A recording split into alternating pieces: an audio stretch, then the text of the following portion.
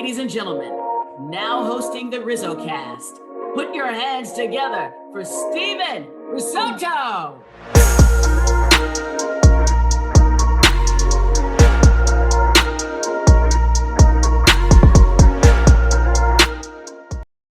What's going on, everybody, and welcome. My name is Steven Risotto. I used to cover the San Francisco Giants for SF Bay, and I'm currently a producer for 95.7 The Game. I'm also the host of RizzoCast, a podcast that features current and former big league players, coaches, fans, media, and others who are regarded as some of the brightest minds around the game of baseball. I have no mic for this segment, but for the interview, you're going to hear great audio. Today's guest is Max Greenfield, a college pitching coach extraordinaire and host of the fabulous baseball podcast called Caught Looking, alongside his co-host Ryan Garcia. You might remember Max from episode 27, when I had him on to discuss the Baseball Hall of Fame, and 150 episodes later, he is back on the show to talk about this year's ballot. We discuss every candidate in detail, from Bobby Abreu to Billy Wagner, arguments surrounding the catchers Brian McCann and Russell Martin, CC Sabathia versus Andy Pettitte, Dustin Pedroia's debut on the ballot, Manny and A-Rod's chances, so much more. This is episode number 177 of the podcast, and let's get started. All right, and welcome back to RizzoCast, and we are joined by Max Greenfield. Max is nice enough to take some time, and I said it in the intro, Max, 150 episodes apart. You're back. You are on episode 27 to break down the Hall of Fame ballot, and you are bringing in the new year on RizzoCast with the first episode of the year. So what's going on? How's it going? Happy New Year. Yeah, Happy New Year to you as well. Thank you so much for having me back on. I aged me a little bit there with the 150 episodes and 4 years between. But yeah, I'm super excited to be on it. You have a great show, and I love all the work that you do and everything. We had you on my podcast, the Caught Looking podcast, and everything like that. And that was a great time. We actually got really good reception from that. And yeah, this is Hall of Fame season, right? This is the slow part in the off season because of the holidays. And so the only thing really going on is people are putting in their ballots and everything and giving people to talk about, aka something to get mad at, which is more of the case than anything else. But yeah, I love the Hall of Fame season. I really enjoy looking at the cases and following along and everything like that. So very excited to talk about the Hall of Fame today. Yeah, I love the Hall of Fame too. The whole process is very interesting to me, and I think you and I both agree that the process is a little bit broken. Agreed. Maybe Yes. not even a little bit broken, maybe a lot of bit broken. But it is broken nonetheless. And but it is still fun to track, and I know you're big on Ryan Thibodeau's tracker. Shout out to Ryan Yes. Thibodeau. And just it's the conversation that's generated from it every year seems to just be a lot of fun. And I'm someone who, I'm 22 years old, and I have not watched a lot of these guys play when I first started falling in love with the Hall of Fame process, maybe the tail end of their career. And now it's like, wait a minute, I remember CC Sabathia. I remember Ichiro, maybe not the full arc, maybe not their full prime. I did not see Ichiro when he was a 28-year-old coming over from Japan and getting 200 hits for 11 or 10 or 11 straight years, but I saw Ichiro, and I know like his significance to baseball. So it is a fun season. I'm glad that you could hop on the podcast and join. Before we start, do you have any New Year's resolution? The only thing that I'm trying to do is track my workouts a little bit more than I did last year. I go to the gym probably like 3 to 4 times a week, and I'm trying to track what I did in those workouts a little bit more. Got engaged, so I gotta make sure that the suit looks good and everything for the wedding. So I gotta keep track of that a little bit more. But that's about it. What about yourself? Congratulations, by the way. Thank you. You're an engaged man. That's a very, very big accomplishment, and we are very happy for you. We, as in me and the listeners, I'm speaking on behalf of them. For me, I have this huge book collection, most of them baseball books, that I haven't even dug into, I should say, as much as I should have, and as much as I should. And I want to read 30 books this year, myself and one of the producers that I work with on 95.7 The Game, Cam Williams. Cam was the first one to say, I want to utilize Goodreads this year, and Goodreads is the app with all the books on it and Yeah, everything. my dad's a huge user of Goodreads and was telling my fiance to use it as well. And Yeah, he's been using it for years. yeah. And the last time I did Years. any sort of reading log was like school, right? When Right. you would, Yeah. When you're in yeah. elementary school. But I love seeing the little percentage thing go up and up and up. So I told Cam, I was like, 30 books, like let's do it. I have 30 books that I have not even read. I mean, pulling right here, one right here, you can barely see it. The new Andy McCullough Clayton Kershaw book. Oh, The the Clayton background Kershaw is book. I heard that yeah. was really good. Okay, so you read it, and I'm very much I behind. So haven't I haven't read it. I read an overview of it. The last okay, book I read was the Andy Martino book about the Yankee years, where he basically goes into the Yankee way, is what it's called, I think. And it was yes, I basically heard. just an overview of the front office of the Yankees since Brian Cashman's been there. And it was actually really good. It was really I am somebody who I think of myself as pretty knowledgeable about both baseball and the Yankees. And there were things in there that I was like, oh wow, I had no idea. So Yeah, that was a good book. I recommend reading that. okay, I'm gonna put that down on my list, and maybe we'll fit it in I, 2025. I'd love to Um, get a book of the Giants front office from the 2010s and like the Brian Sabian years. I'd love ooh, to. That would be a good book. There you go. There, if that is a somebody's out there listening to this, there's a book to write about that front office because I think they did things that were very interesting, and I would like to read that. yes. I think that there could be some good people in the Bay Area that could write that. I always say that if I was name recognized enough to write a book, if I ever got big to where like I could sell books and everything, and I actually was motivated. I feel like, I could get motivated enough to write a book. But if I ever got to that level of journalism, I would do a Tim Lincecum book. Like That would be it, super fun. I don't There's a even lot to care. say there. There Truly, is. It was a short peak, about a 4-year peak, but it was an but amazing peak. about as dominant as you could have been, though, right? Yep. Like, I mean, from what was it, like 2007 to 2011 or so in that Yep. time frame? Like, how many pitchers were you taking over him? None, maybe Yeah. one, maybe two. Like, Yeah. One of the it, best strikeout pitchers of that time, probably the best strikeout pitcher of he, that time.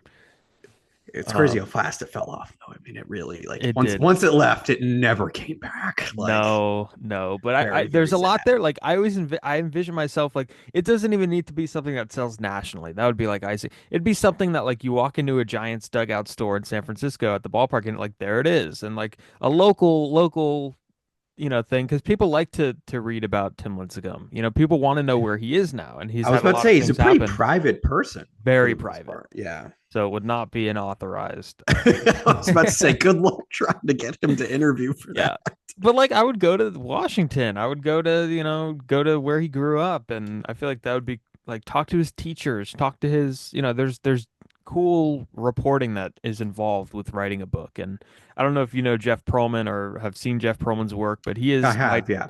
he is my journalism like idol. He does a good job with his books, and he talks about them well, and he's working on a Tupac book that he traveled the country for, and it's just really cool stuff. Um, and Tim Lincecum, not a Hall of Famer, but he was dropped off the ballot in his first year a few years ago. Yes. Um, I don't even, he might have gotten one vote. I don't think he did, though. yeah, I kind I'm of not. understand that one. That one. Yeah, too short of a peak. But if you look at that list of people that have two Cy Youngs, but like aren't Hall of Famers, like it's a pretty interesting list of like Saberhagen, Lincecum, Blake Snell's going to be on that list. There's a bunch of guys that have two Cy Youngs, but like it's close but no cigar type. So, um, Yeah, yeah, definitely. I don't have the list pulled up in front of me, but I remember it being strong. Anyhow, the Hall of Fame ballot season is underway. Do you know when the this is one thing I'm not prepared for. Do you know when that is being announced, Max?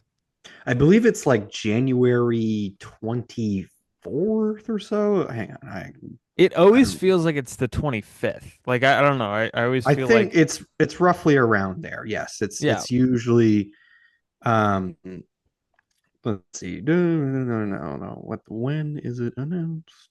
yeah, just a couple of weeks away, and we're gonna get that date. And there's some new names announced that we want to go over. Some returning names announced that we want to go over. Um, and again, it's just a fun conversation to figure out where some of these players stack up. Um, with one another, and we might spend some time talking more about um, some players more than others. It's just kind of the nature of the beast. Some have obvious cases, some not so obvious cases.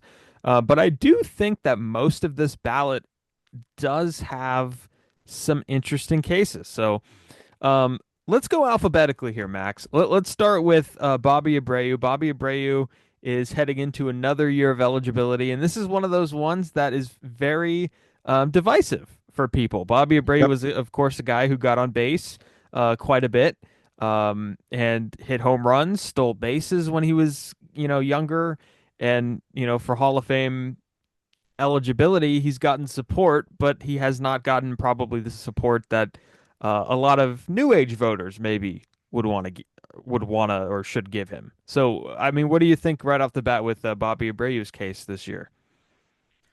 Yeah, so Abreu is like, as you said, on this bout, there's tons of interesting cases. And the reason they're so interesting is there's so many like very close cases. Um, Abreu is definitely one of those ones where, like, if you say, I just don't think he's a Hall of Famer, I just don't think he's good enough, I would completely understand that, right? A career 129 WRC plus, 400 stolen bases, 288 home runs, a career 291, 395, 475 slash line. I believe he's at like 60.1 baseball reference war and 59.7 Fangraphs war. And so if you're a new age person, like 60 war is kind of like this number that people think like, oh, if you get to that, like you're good to go. I don't really subscribe to that. I think like 60 war is not necessarily like you have to hit it or I won't vote for you. I think it's like a good barometer of like, all right, if you hit that, good chance that your case is probably more positive. But Abreu's problem, I think, for a lot of people is he just doesn't stick out as a guy to a certain team, right? Because he played for a bunch of different teams over many, many years. The Astros, the Phillies, the Yankees, the Angels. I think he ended his career on the Mets and was not that good for the Mets, if I remember correctly. I feel like I have a Um, vision of him tipping his cap with the Mets for some reason, but I don't know yeah, what it was for. I think he got like a milestone hit or something, but I don't I even know. think it might have been like his two because he ended his career with 2,470 hits. So it wasn't 2,500.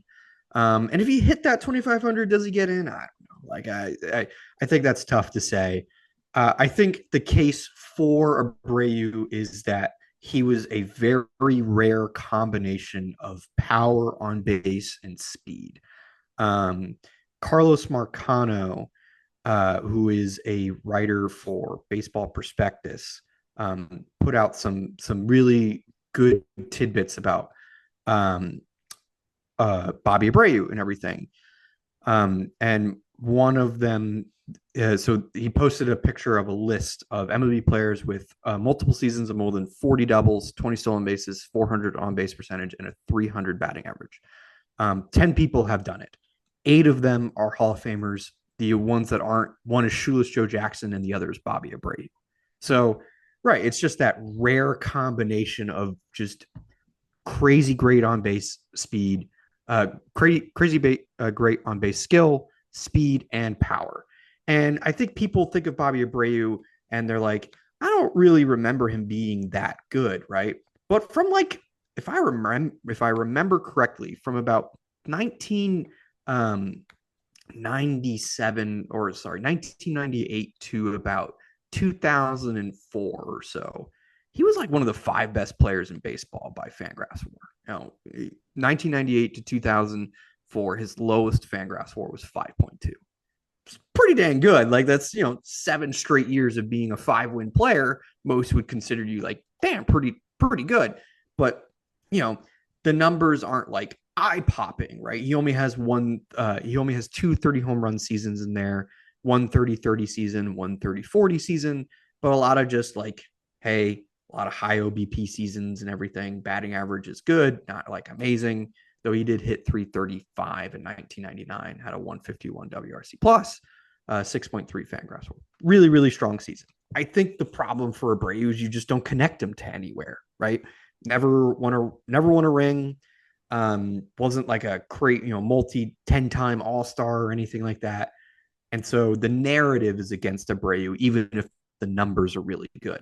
I voted for, if I had a vote, I would vote for Abreu. He's been on my ballot every year he's been available. I think he is really, really good, and he's only picked up 2 votes according to the tracker so far this year. I see him as somebody who maybe gets an uptick like Larry Walker, but he's just nowhere near as good as Larry Walker. And I'm curious to see what he does next year when the ballot is, no offense to the players on next year's ballot, but significantly worse than this year's ballot. So, but he's a really, really interesting case. Like, great player, great base runner. If he was maybe better defensively, maybe he has a stronger case with new age metrics. But he's the rare combination of power, speed, and on-base skills. And I think he deserves a very lengthy look. Interesting. Yeah, I don't think I would have him on there. And it sucks to say, just because of If you think there are 10 players better than him on this ballot, I would not argue with you. I think you could very easily make that case. Yeah, and like he wasn't a popular, and that has nothing to do with his case, I don't think. But just for people and writers that are voting, they're going to look at him as somebody who just wasn't popular, Right. and didn't have the popularity that somebody else with maybe similar numbers had. And just I did not realize he had 400 stolen bases. I think that is another Right. thing. You look at his numbers and you're like, dang, he was really good. Yeah, he was really, really good. But you just don't. It's weird, you don't think of it that way. You don't remember Bobby Abreu being that good, but he was that good. He was really good. And he's got like the thing about the Veterans Committee, and I caught myself from saying he's got Harold Baines written all over him. But the thing is, like, the people that vote for the Veterans Committee are former players who are also probably not going to remember him as being popular. He wasn't popular amongst writers, he wasn't popular amongst fans, and he wasn't popular amongst players. He was just kind of good at his job and did it every single day for, looks like about 15 years or so. And then he kind of just went home, even though he was really good. He the only time he really ever captured attention was the home run derby that he had, where he won the home run derby. But outside of that, I don't think most people could tell you how good he was. And that hurts. That absolutely hurts. No doubt. And I'm going alphabetically. That's a hard word to say, actually. Alphabetically. And Carlos Beltran's the next one. I have Carlos Beltran noted down as a yes. My question for Beltran is, do you think the sign stealing scandal has anything to do with him getting not as much support? Because we have not seen those sign stealing guys come onto the ballot. And I'm very interested to see what happens when Altuve retires and then comes on the ballot. And to me, Altuve might be the only one that would have like kind of a depends on how chance. Bregman and Correa age, right? Like, it depends on Bregman. They're very much teetering. But yeah, I mean, I think the sign stealing scandal has kept him out of the Hall of Fame so far. Like, wow. Numbers wise, players in terms of like, I mean, when he played, most people would tell you like they thought of Carlos Beltran as one of the 5 best center fielders in baseball, right? And his postseason legacy is incredible. He's won a ring, and he also was one of the best postseason hitters ever. One of the best switch hitters ever. Exactly. Like, he checks all of both the new age boxes where, career, I think 118 WRC plus, but well above 60 Fangraphs WAR and Baseball Reference WAR. He's got 67.4 Fangraphs WAR and around 70 Baseball Reference WAR, 400 home runs, 300 stolen bases. Again, great defensive player for most of his career, several like 7-win seasons and everything. The peak is there. The longevity is there. But I think people were like, well, this is the orchestrator of the sign stealing scandal. Like, we have to punish him and everything like that, even though he had already lost a manager job and was kind of like kicked out of baseball for a little bit. So yeah, I think it absolutely has kept him out of the Hall of Fame, though he is this year on the tracker, he's gained 15 votes. That is the most, or a net of 15 votes. He's had 16 people add him to his ballot. One person dropped him. He's going to get in, probably not this year, even though he's tracking at 77.2% balance, but he missed it last year by 69 votes. So he's definitely nowhere close to where he needs to be. He'll probably get in next year though, but absolutely, I think the sign stealing stuff kept him out of the Hall of Fame. The better question is it should? And I don't know. I Mhm. think if you say yes, I get it. I mean, that's one of the biggest cheating scandals in sports, right? Like, I understand if you would say, I think that should keep him out of the Hall of Fame. I would argue, like, it really didn't do anything to his career because he was awful. Awful. He was so bad. He hit 231, 283, 383 for a 76 WRC plus. So clearly the cheating didn't help him Yeah. that much. His job for that team was to be the adult in the room, which is hilariously ironic. Right. And he was 40. Like his legacy was made up at that point, right? Like at that point in time, I think most people had said this is a Hall of Famer, right? I think most people that the feeling of when 2017 was over, when he had retired, won a ring, people were like, that guy's going to the Hall of Fame one day. And so then the cheating scandal, like I get it, if you think it's an abomination to the sport, I'm not arguing that. My counter argument would be it did nothing to him, right? Like it didn't change his numbers, it didn't change his career. Like it's not like he went out and then because of that season he was able to get 400 home runs. No, he already had 400 home runs, right? Yeah. It's not like because of that season he was able to get 2,500 hits. No, he already had 2,500 hits, right?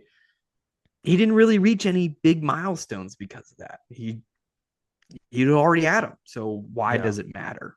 And it's that would not be my counter. Yeah, it's not steroids. That's my Right, one. It's a different case, and like I would let the steroid guys in, but it's a different case. But it's just not. It's not the PED, steroid era. This is something that, and this might be hypocritical after I just said that, but the Astros just got caught. Like we do not know how many teams right. I have think done this or some variation of this, you know, the during Red the Sox course got of caught baseball in history. 18, right? The Yankees had been Yeah. fined in 17, 18 as well. Rumors were that multiple teams were doing it. As you said, yeah, the Astros were just dumb enough to get caught. And you know what? Alex Cora got a job Right. after, right? Alex Cora is still managing the Red AJ Sox. Hinch is managing. Right. AJ Hinch got manager of the year votes last year. Deserved. But That's one thing that I can't understand. Okay, I know this is a different topic, but how is Jeff Lunau like? Well, I know that there's other stuff with Jeff Lunau. I was about to say. There's a lot of other stuff with Jeff Lunau, but actually, I don't even know if I want to go down that road. but yeah, it's a bit more complicated with Lunau than it is with. I think with Hinch and Cora, people liked them. With Lunau, I mean, again, I would reiterate the MLB sent a letter saying that the work environment from the Houston Astros under Lunau was so toxic that they were basically going to force the Astros to fire him. So all of that just came to my mind mid-sentence. So I was like, but you're right that there's hypocrisy in how it's applied. Though, exactly. Right? Why do Hinch and Cora get a pass, but Beltran didn't? Right? That doesn't make sense. And just real quick on Beltran, just to wrap up his case, because I also think it's a pretty obvious case aside from that stuff. But like if you look at the center fielders that are already in Cooperstown, it's a list that drops off very quickly after some of you have Mays, Cobb, Speaker, Mantle, DiMaggio, Duke Snyder, Ken Griffey, and then it's like who else do you have? You have that kind of second tier of like Andre Dawson, and I think Andrew Jones is in that category, and Kenny Lofton, who should have probably gotten another look. And it's kind of like which category does Beltran fall under? I think he's kind of in the middle, or maybe in the Andrew Jones conversation. I'm not sure, but just the center fielder list drops off very quickly after the Cobbs, Mays, Mantle, like those guys. So that's one interesting thing about that. But yeah, we'll see what happens. I think he gets in within the next couple of years. We shall see. Mark Burley is the other one, and in an age where starting pitching is, we don't know how much of these guys we're going to see on ballots to come. There's only a few guys left in baseball that, Verlander, Scherzer, guys that are going to appear on the ballot who are likely going to get in that had a significant workload. Burley had, just a long career of showing up and throwing innings and throwing pretty good innings. So what do you think about Mark Burley? So this was the first year that I wouldn't have voted for Burley because I think there are 10 people I would have voted for over him. Not purely because I think there are people better than him necessarily, but like I think Burley, he's gained 5 votes and he's stayed on the ballot. So I'm pretty confident he will remain on the ballot. And so I was like, okay, knowing that, I think there are other people I'd vote for. But as you kind of just said, like the longer he stays on, the better his case looks because of the way starting pitching has changed. Burley, the only full season he didn't throw 200 innings was his last season, where he threw 197. Yeah. So yes, a lot of it, people say, well, he just kind of showed up and pitched. Yeah, but he showed up and pitched 200 to 230 innings every year to a mid-3 ERA. You do that for 15 years. All of a sudden you look up and that's a really, really great career. And there are some really good seasons in there too. There are some meh ones too. Yeah, absolutely. But he was never outright awful and downright elite. He was just pretty good for 15 years. And so at a certain point, I think that matters. And especially how we look at starting pitching now. I think if you want to say, I still don't think Mark Burley is good enough because a guy with like a 3.9 ERA and pretty meh peripherals for 15 years isn't a Hall of Fame pitcher. I totally get that. And I completely understand. But my concern is that once CC Sabathia gets in, right, post Sabathia starting pitchers, it looks really, really grim. There's another couple of guys that are pitchers on this ballot, but I'm not sure how many of them are going to get in. And so I think Burley's case is elevated, at least in my mind, because, man, showing up every fifth day for 15 years and being pretty good is actually like pretty impressive now that I think about it. Like, so he would get my vote, but I completely understand if somebody just says, I don't think Mark Burley was a good enough pitcher to be a Hall of Famer. I think much like Abreu and much like many other people on this list, if you think he just falls short, I completely understand. I understand how you come to that conclusion. But I would want to point out one more thing is that if you're old enough to remember the Burley meter, how Baseball Tonight used to judge their web gems and everything, they used to compare it to this play Mark Burley made, I think in 2009 or 2010 on opening day. He fields a ground ball that kicks off of him and he flips it between his legs with his glove to Paul Konerko. One of the greatest plays I've ever seen a pitcher make. I think that play alone is like good enough to like get some recognition for some Hall of Fame. Yeah. That play, he was also a really good defender, like a really, really amazing 4 Gold Gloves. Pitcher. Yeah. Again, does that matter? I have no idea, but like, yeah, no, exactly. Burley is the type of guy where it's like, for me, it's not hard to vote for him. Cool dude, good career for the majority of it with the White Sox, right? One of the best pitchers in their franchise history, won a ring, threw a perfect game, threw a no-hitter, like all that stuff. It's like, man, sure. I don't sweat at night thinking about Mark Burley, but if you don't think he's good enough, I completely understand. I'd be concerned if you do, Max. But yeah, but there are some votes in the past where I have sweated. I've sweated at night. Given I don't know what to do. Yeah.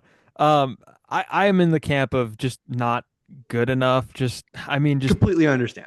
I'm in the camp where he just falls short. Some really good seasons like you mentioned with Chicago, but just a lot of just solid seasons. And I feel like solid doesn't get you in the Hall of Fame. It's just my take on it. And one thing you mentioned that's a good point about Sabathia. After Sabathia, it does not look good for starting pitchers. And I think one thing about that is maybe what needs to happen is, we got to start looking at guys differently and stacking it up in the era in which they played. And I think that's the best way to do it.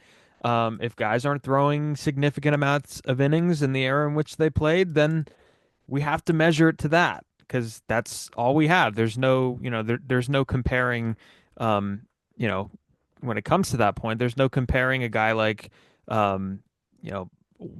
Garrett Cole to Tom Seaver. It's just not, the same.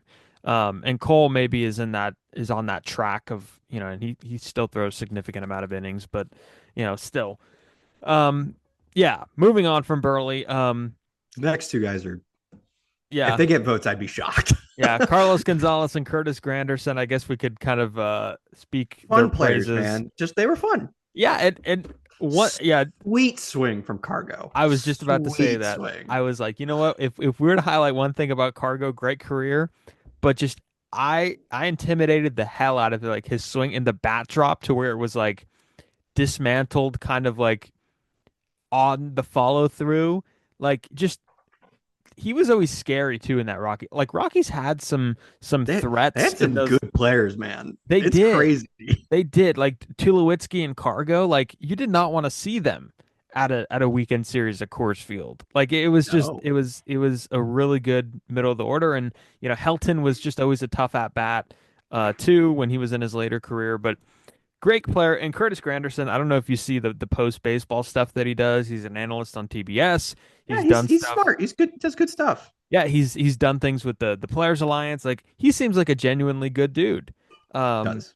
And he's somebody that I got to try and track down and get on the pod. And if I get him on, we got to have you on too. We could talk to him, but and we could ask him how he's how he feels about not getting any home votes. Maybe don't ask him. No, but what I remember about him is just he took advantage of that shore porch at Yankee Stadium. Yeah. Absolutely. And the great signing great trade when they traded for him.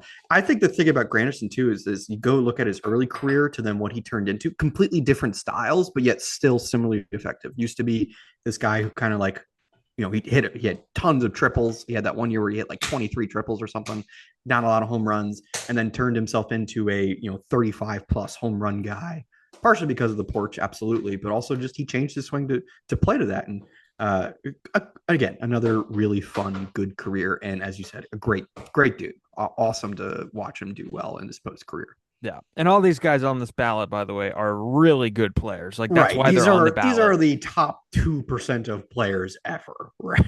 This is crazy. And maybe like the better debate would be like who didn't make the ballot. Like that could be a little fun thing though. I don't know. Okay. Here's where it gets interesting. King Felix Hernandez and I have heard the most discussion about Felix Hernandez on this ballot throughout the entire Hall of Fame season. His name in his case has come up the most in terms of is he in, is he not in? And I don't know what to think about him. I really don't. I don't have a set opinion on Felix Hernandez. I would have a spot open on my ballot, but I just don't know. What do you think? So if you had asked me a year ago, I probably would have been a no. And then someone in a group chat I was in made a really good point that we kind of brought up with Burley. If you compare him to modern starting pitchers, his longevity looks a little bit better because most people don't have 10 dominant years like he had. And I thought about it a little bit and I was like, they're right. Most pitchers don't have 10 dominant years. He is kind of the pitching version of Andrew Jones a little bit, maybe just a tad worse. I agree. That's a very good comp.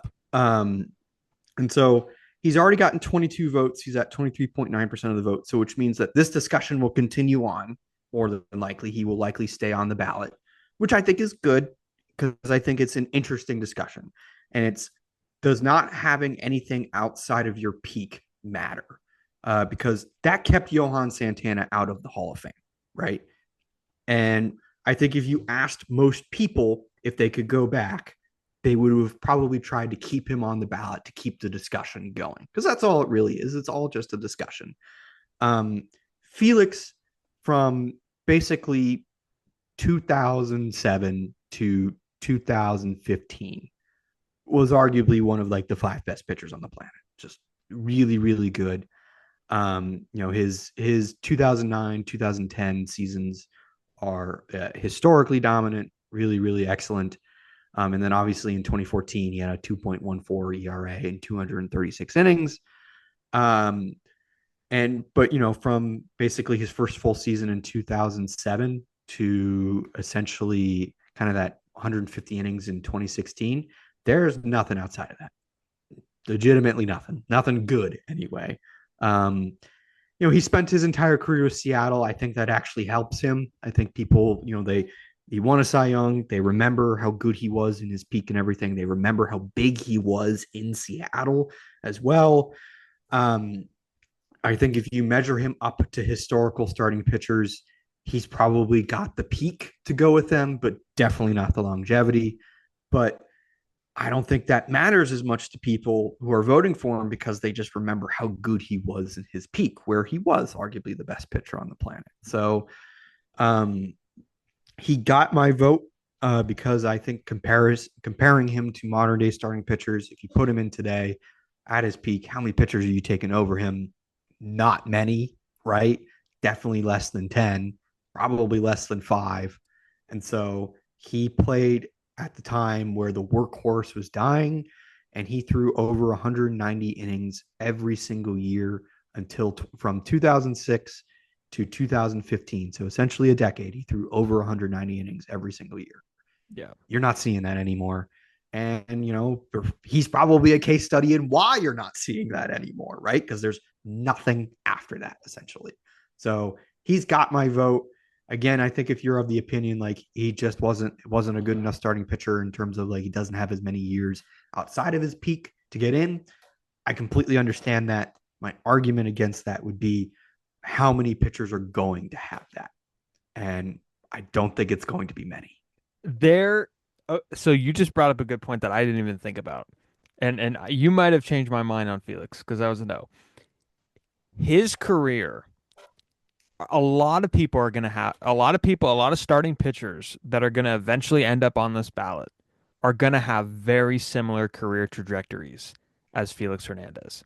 So when you say that he was like he is the case study for this next wave, I agree because he came up young, got all of his innings out of the way young. And then after 30, 31, 32, there just wasn't anything there. Exactly. And we're going to see it with organizations trying to get the most out of their arms, now, and all of their innings are getting out of the way, early, and teams, are very hesitant to sign pitchers that are in their early 30s.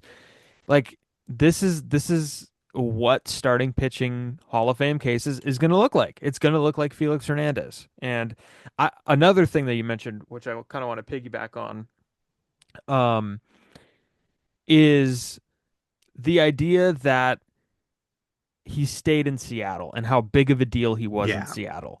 And we forget, and I forget, that the Hall of Fame's a museum and it tells the story of the history of baseball. And those one team guys, as much as it's very important for players to get paid and paid what they're worth, right? And I don't know the specifics on if there's hometown discounts, if he just wanted to play there, but and I think this is the reason why the NBA is kind of like losing traction is because there's different teams every year and guys are on different teams every year, and it's not a bad thing that they're on different teams every year, but I think there's a specialness to those one team guys. And again, I don't think it should hurt the cases. Like if a player was good, he's going to be good. But you think of Derek Jeter higher because he played his entire exactly, career, exactly. Right? If Jeter were to bounce around and just play in a bunch he's of probably different not even places, close to unanimous if he bounced around, right? Yep. I think the question about Ichiro is he going to be unanimous? Wouldn't be a question if he spent his entire career in Seattle. No, 100%. I think people would be like, yeah, there's no reason. But Adrian Beltre, right? He was on the ballot last year. He got in, deservedly so. But that's a guy who, why would you vote against him, right? Yeah. But he spent his career on 4 different teams. And so you think of him with Texas, right? But he spent a ton of time in Seattle. Yeah. He spent a ton of time in LA. And to tell the history of baseball, and to tell the history of the Seattle Mariners, and by the way, the Mariners have had without winning a championship, they've had some pretty damn iconic years and great players. I mean, it's insane the amount of just guys A-Rod, that Ken Griffey, Ichiro, Felix, Edgar Martinez, Edgar, and they love Mariners fans love Jay Buhner. Right, as they he was really good. There's different guys like that who they just love, and the vision that I'm having is just a ton of people from the Pacific Northwest going to Cooperstown for that weekend and cheering on Felix. That's cool. Just like how Minnesota, cheered on Joe Mauer. So I think that is really cool that he does have that connection. But but yeah, definitely an interesting case. We'll see what happens with him. Torrey Hunter is another one. He's kind of just stuck around. I think he's fallen off this year. He's lost 2 votes. He only has 1 vote so far, and we're almost 100 ballots in. I think this is the end of Wow. Torrey Hunter's Hall of Fame case. Yeah, and just I think he is the quintessential Hall of Very Good too. yeah, I agree with that. He was a good outfielder, better hitter post 30 than he was before 30, but never had like a 6 or 7 win season or anything. Just a lot of 3 and 4s and stuff like that. And just it was just good. Wasn't great, and good career, deserved Hall of Fame votes, got him, and that's kind of it now. Yeah, I haven't looked at the defensive metrics, but I'm like always wondering was he as good? It was good. Okay. Yeah, it was good. Because I was like, it was really good. I was like, is his defense like properly rated? Is it overrated? But it's because like that's what I think of. I think of him the robbing Barry defense Bonds in the All-Star game. Yeah, the defense in right and center field was good. He was a good outfielder. Yeah. So Torrey Hunter, sorry about that. You might fall off, according to the great Max Greenfield. It's not looking good, is what I would say. Yeah, fair enough. Adam Jones, of course, good career. Again, another guy who seems like an amazing guy. And another guy who I remember from robbing Manny Machado. So just guys that are coming to mind based on them robbing homers. No, Adam Jones had a much more, much more descriptive career than that. But not a Hall of Famer though. No, not even close. Yeah, good player though. Good player. And now the offensive version of Felix, as you mentioned, Andrew Jones. Andrew Jones is again another guy that there's a lot of discussion about. I am a yes on him this year because I, did some due diligence. I like the fact that he was, in his peak, which was like about 10 years. He did nothing post 30. In fact, he was quite awful post 30. Yes. But I just think people just don't really see the offensive numbers as much as the defense, because the defense was the calling card, one of the best defensive outfielders ever in the history of the game. You could argue the best. You could make that argument. You can make that argument, the best, past Willie Mays, past some of the great defensive center fielders. Dom DiMaggio is coming to mind. He's one that's thrown out there for some reason. But yeah, you could argue the best, who people don't realize hit 400 homers. And there are some other stuff with Andrew Jones, of course. But I do think that I am a little more forgiving of his not past 30 numbers being bad, just because he did come up at 19 and just measuring up the era in which he played. He's like top 5 in WAR in the era in which he played. There's only a few guys ahead of him, so I've changed my mind on Andrew Jones. Jones is he's complicated in so many ways because we haven't even talked about what happened off the field or anything. But so he's tracking at 73.9%. He's gained 7 votes, which means, and he had 61% of the vote last year, missed it by 52 votes. He's getting close. Like it's looking, he's got 3 more years left on the ballot. It's looking really close for him. So all the reasons to vote for him is what you just said. 10 dominant years, right? From 1997 to 2007, or I should say 11 dominant years. One of, if not the best center fielder in baseball. Unbelievable defense. He had a year where he hit 51 home runs in 2005, 134 WRC plus, 7.9 Fangraphs WAR. There's multiple 7-win seasons in there as well. The defense, as we've already said, arguably the best defensive outfielder ever. He also has 150 career stolen bases, 430 home runs, 152 career stolen bases, 111 WRC plus, 67 Fangraphs WAR. I think it's roughly around there for Baseball Reference. Checks all of the boxes from a new age perspective, and really even a classical perspective as well, because I'm pretty sure he does not have 2,000 hits. That's where some people got hung up. That's right. So he's just under 2,000 hits. I think if he had reached that, more people probably would have voted for him. The case against Jones, I don't think you can make a very good case that he wasn't deserving as a player. My case, I don't vote for Andrew Jones because he was actually arrested for domestic violence. And I think for me, it's an end all be all right there. Like if you were accused of that, then I can't vote for you. Like I just being in the Hall of Fame to me means that you also represent the best of the game, both on the field and off the field. And there is a character clause, and whether or not you think that should exist is up completely fine. If you think it doesn't, it shouldn't exist. I completely understand that view, but it does exist. And for me, like Curt Schilling was a huge character clause guy because of his more radical views on journalists and maybe some political views and everything. And that ultimately kept him out, right? Like that kept him out of the Hall of Fame. Jones is a bit more complicated because I remember writers said about Schilling was the concern is if they voted for him, he'd go up there on the stage and maybe openly, try and make cases for the things that he believed in because, not exactly the best guy in the world.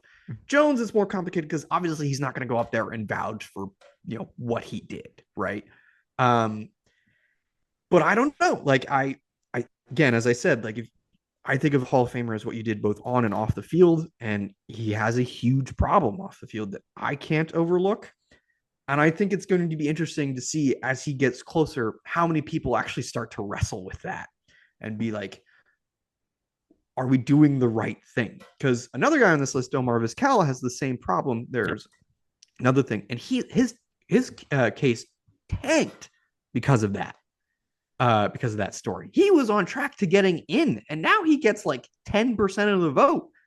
Whether or not he should as a player, I think is maybe that's right where he should be. But that it tanked his case, but yet with Jones, it doesn't. Is one worse? I don't know. I think that's like a huge like, oh, what's worse, this or that? And I don't want to do that, but I think with Jones, it wrestles with me a lot of like, I don't know what the right answer is here. And he's a guy that I like when I talked about earlier about sweating over vote. Yeah, Jones is someone that I have like thought really long and hard about does that matter? Should it matter? I don't know, but it matters to me. I don't actually have a vote. If I did, I think it would eat me up a little bit more, but it used to eat me up years ago when there were like 6 people who have been accused of domestic violence on the ballot. And it crushed me. I was like, I don't know what to do. I don't know how people actually do this. Like that would eat at me, but Jones is tough. I think as a player, there's very little argument that he is not deserving. Yeah. Like if you think he's not good enough, then your tier for outfielders is pretty goddamn brutal. Because if you don't think he's good enough, then you probably don't think Carlos Beltran's good enough. And if you don't think those guys are good enough, then man, you think nobody's good enough essentially, right? Like you're going to vote for Mike Trout and Mookie Betts and like Aaron Judge, and that's it. Yeah. Right. And like, that's kind of crazy. Yeah, no, it's a very good argument. And one thing about Schilling, by the way, that I just thought of, like he was quiet for a little bit recently, and then the whole Tim Wakefield thing happened. I was like, what the hell, dude? That was bad. What the actual he hell? does himself no favors, right? Like if he had just kept himself quiet, that guy sails into the Hall of Fame because he is absolutely deserving on the field. One of the best pitchers ever. But no, sails into the Hall of Fame. Everybody in that building has probably similar views, like goes in there right. But they're quiet about it. Yes, they don't talk, and that's why they're in. It's like the Tim Wakefield thing. I was like, oh my god, Curt Schilling, like he said something, and it's like, what are we doing? Like what? That was bad. Like, that is the worst thing. Like what? Yeah. Anyhow, no, good stuff on Jones, and let's actually go to Vizquel now since you mentioned him. Vizquel is someone that I just. Like I understand that the defense gets a lot of praise, but played for 24 years, just no offense. I don't think the offense is there. I know he had season with an above average WRC plus. Yeah, just not a great hitter, and just not even an Ozzie Smith that's level what hitter. I was about to say. He wasn't an Ozzie Smith level hitter or defender. Right? And like I think the thing that we talked about on the last one years ago was his metrics, like he was good at the ball above average offense too. Yeah, and like he played for 24 years and almost got 3,000 hits. Like that's big deal. But like the defense was great from the eye test, but like wasn't there something about his metrics where it's like good at the routine ground ball, but like didn't have the range that you might expect from watching him?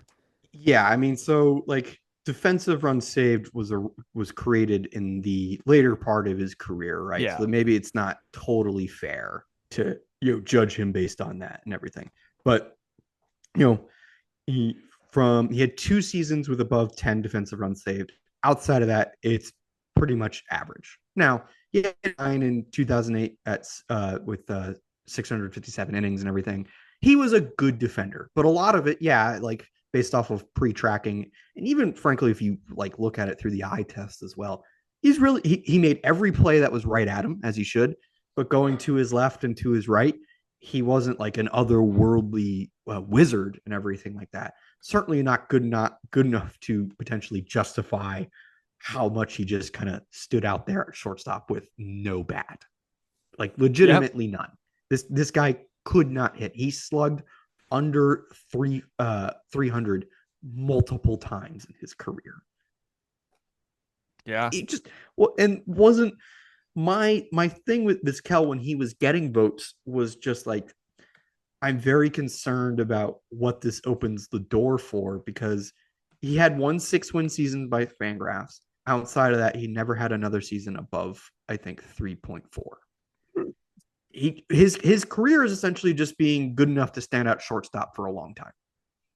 Yeah. That's not a Hall of Famer, right? Yep. Like it's just not. It's just not by any standard, even if you compare it to today's shortstops or anything like that. Like, he just wasn't. It's not good enough to get into the Hall of Fame, and that's not even including all the atrocious stuff he's been accused of. Oh my gosh, yeah. But he's now at, I think, 13% of the vote. He's gained 2 votes.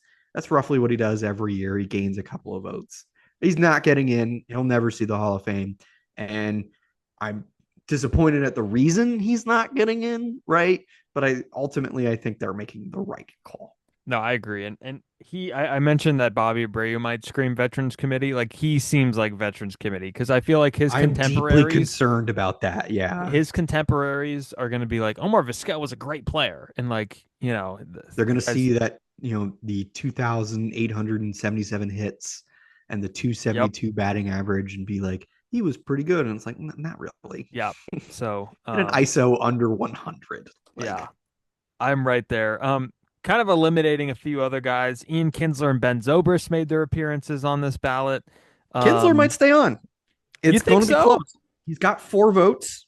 Okay. Already. Zobrist is falling off. Zobrist is, the best utility player ever. Like, super cool.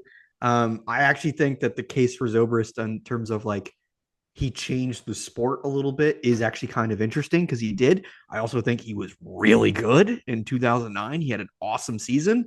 But his problem was he debuted at like 28.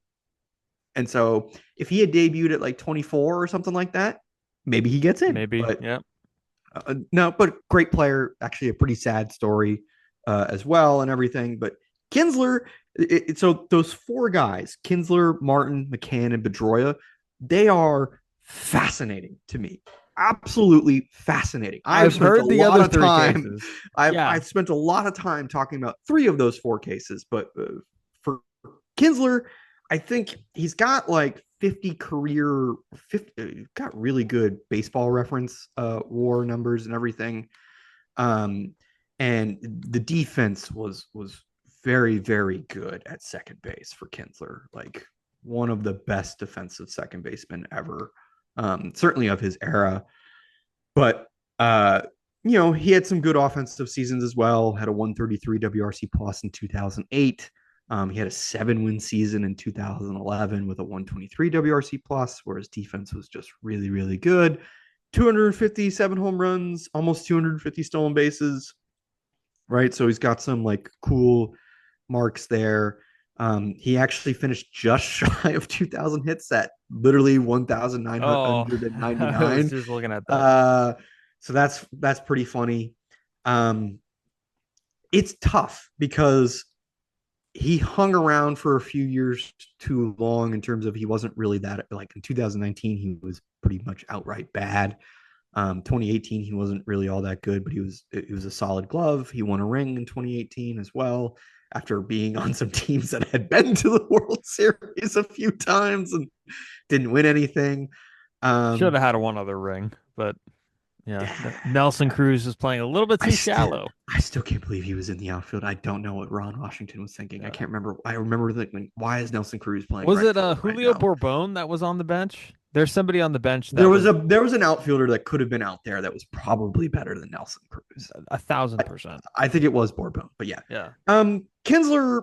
So I think of this group of four. In my opinion, I think Kinsler has the weakest case, because there's nothing outlier or necessarily like notable in comparison to his peers or anything. He was just a really good second baseman for a good amount of time and everything, but it doesn't stand out to me too much. I think there's a chance he stays on, and for me to think about it a little bit more.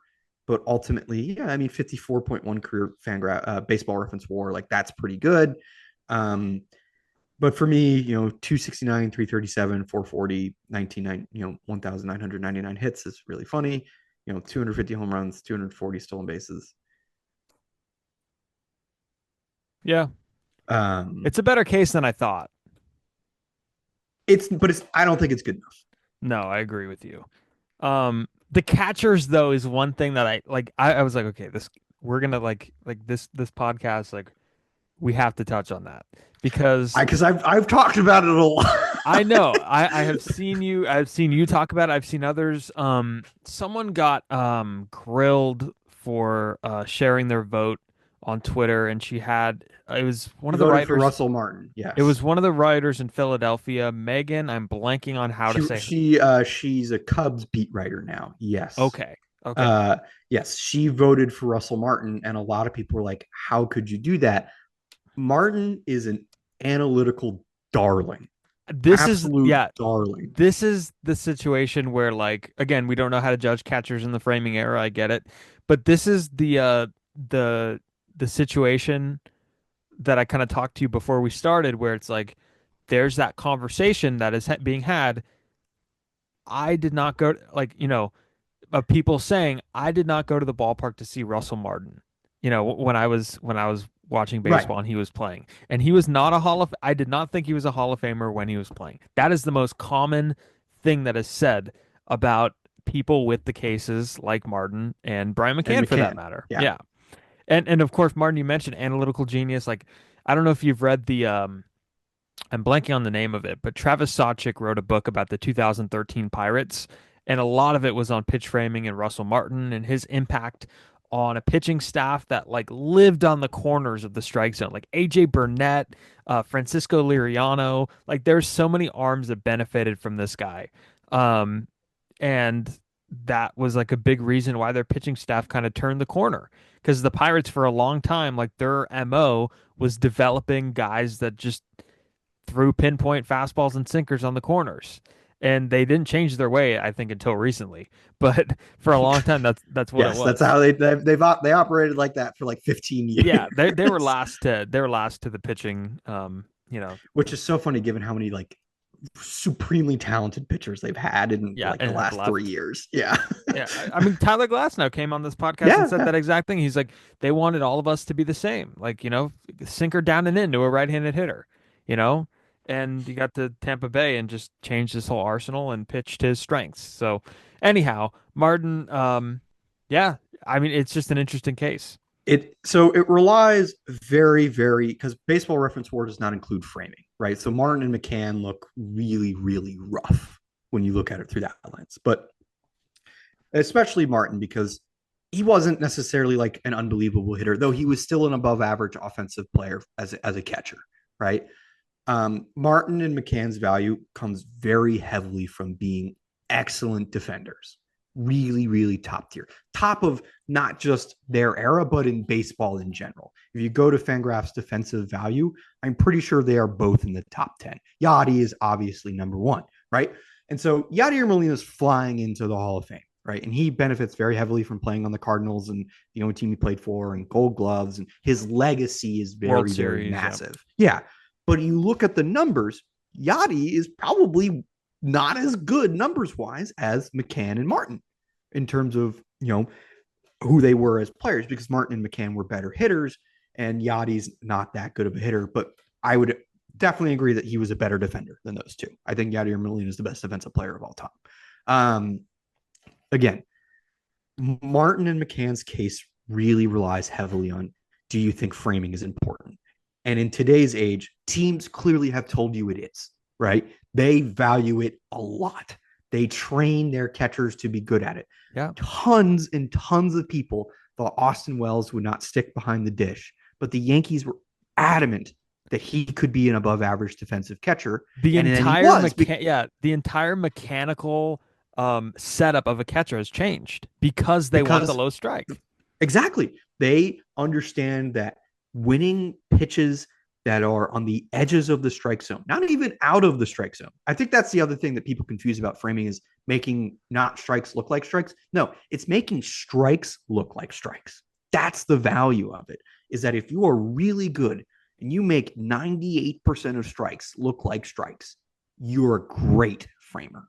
And that is what Martin and McCann were really, really good at. McCann is a better hitter, but he has the Astros involvement that kind of comes up.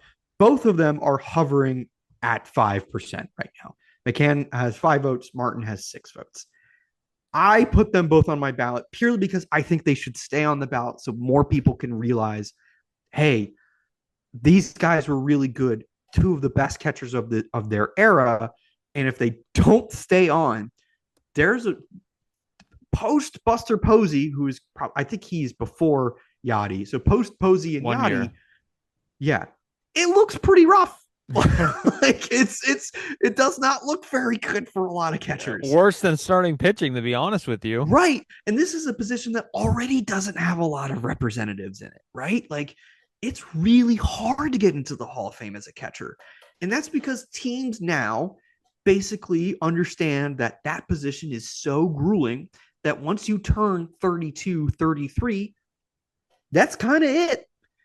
Martin stopped being a full-time catcher once he turned 33. McCann stopped being a full-time catcher once he turned like 34. That's the nature of the position. That's just the nature of the beast. And so it feels deeply unfair to ding that on them, that teams just didn't even give them a chance to continue to try and like rack up, the hits and the home runs and everything like that. Right. Martin also has some base running value. Like he does have 100 steals as a catcher, which is pretty cool. Like that's something to note, but yeah, I mean, offensively, it's nothing to write home about. He 104 career WRC plus. McCann has 282 career home runs, 110 WRC plus, right? Like he was definitely the better hitter. McCann had, his 2006 was an absolute monster year at the plate, but he had some really, really great years in Atlanta. 2008, he was, an absolute fiend. 301, 373, 523 with 23 home runs and a 135 WRC plus, but unbelievable behind the dish. These guys get dinged because they didn't win awards because they played at the same time as Yadier Molina. And that's Buster Posey. Like that's not their fault, right?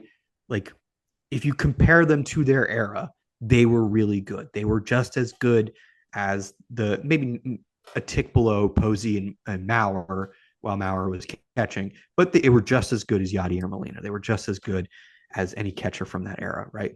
And again, my concern is if we don't vote for him, it gets really, really difficult to become a catcher and make it into the Hall of Fame. But if you want to argue there are 10 better players than both of them on the ballot, I completely understand that. Like, it's really difficult. It's so hard, man. Like, this is where it gets hard with these cases because these guys are deserving and they're not getting the attention that they deserve because there are other people who are also deserving that aren't getting the attention that they deserve.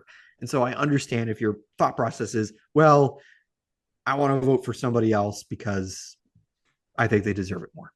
Yeah, completely understand that. I have no idea what to think for the catching situation. And I think your case is the best that I've heard. It's one of those things like how much are voters going to take the framing into account? And I think a lot of the younger ones will, but people that have been covering baseball and who have even covered the old baseball, heads will be tough. And have even covered baseball and who are not covering baseball again, they're going to see it. And this is my thing. They're going to see it as like, oh, well, that's one skill out of a bunch of other skills that he has, right? Right. But maybe the offense gets overlooked because they don't have the numbers that you mentioned. And it's a catcher, right? Like Yeah, people think of catcher like, oh, some older people still think, oh, that's got to be a good hitter. And it's like teams stopped thinking like that in the early 2000s, right? Like they yeah, stopped caring about catcher offense 20 years ago. And so yeah. Very interesting case. it's tough. It's tough. If you don't want to vote for them because you think there are better people, completely understand. Yeah, But I think they are two of the better catchers that we're going to see on the ballot. it's almost like voting for a relief pitcher. Like the only relief pitchers that get in are like the slam dunk. He was great. That type Right. of like slam dunk Hoffman Rivera, great. And then it's like Billy Wagner, who was Was also on his great. 10th year. Yeah. Yeah, and I don't know. We'll get to Wagner in a second, but what about Pedroia? Because Pedroia is another guy, one team guy, MVP, It's um, tough. It's short really peak, hard. played his ass off to the point where it probably ended up costing him in the end. Just didn't have legs under him to continue, or at least continue at a high level. Um, but he was one of the faces of baseball for a long time. In the late 2000s and kind of early 2010s, he was the guy for those Red Sox teams. Pedroia is interesting because, I mean, his career ended really outside of his control, right? Like, Yep. Manny Machado slides into him, and essentially that ends his career. Like it really does, and that sucks a lot. Like I'm not debating that doesn't suck. It does. Obviously the MVP, the rookie of the year and everything like that. That stuff's important. It does help define his legacy. If you think Ian Kinsler is a Hall of Famer, you should certainly think Dustin Pedroia is a Hall of Famer because he's much better. Not much better, but he's better than Kinsler. Um, Pedroia falls just short for me, even though I think he was really good. Um, because I think it's easy to say, like, well, if he didn't get hurt, he probably makes it. And that's probably true because he had, even at age 33, he was still pretty solid and had a really good year at age 32. But you can make that case for a lot of players that if they didn't get hurt, they would be in the Hall of Fame. And so is he any different? Is he noticeably better than the people you can make that case for? I don't think so. Um, I think in terms of second baseman, right, there's a better second baseman on the ballot, in my opinion, like a much better second baseman on the ballot. Um, and I know it's an underrepresented position and everything like that. And I think that really hurts Pedroia, Kinsler, and Utley is that second base is really, really brutal. Just like third base was pretty brutal. But now getting some more traction. It's tough. I think if you vote for him, I completely see the case. The numbers are good. 299, 365, 439. A really good peak. He was pretty much a 4-win player with some outlier seasons of 7+ seasons or 6+ seasons in there. Baseball Reference WAR is pretty valuable as well. I think it's like 50 plus, which is above the Fangraphs WAR. I think it's just short, but it's close. It's so close. Yeah, no, I agree. And I'm going to group some of these together now. Some of the shortstops. We have Hanley Ramirez, Troy Tulowitzki, and Jimmy Rollins. And now Jimmy Rollins is probably the one that we would want to touch most on. But Hanley and Tulowitzki, great players. Congrats on being on the ballot. That's kind of my Congratulations. Troy Tulowitzki, I always remember every offseason it was like the Shredder really liked him. Like he was number one for the shortstop for like 3 straight off seasons. And it was like, oh, Troy Tulowitzki's a beast. And he was a Yankee. He was a Yankee for a short period of time. He was a Yankee, then he got hurt, and then he retired. But yeah. Was it an ankle? Did he have an ankle thing?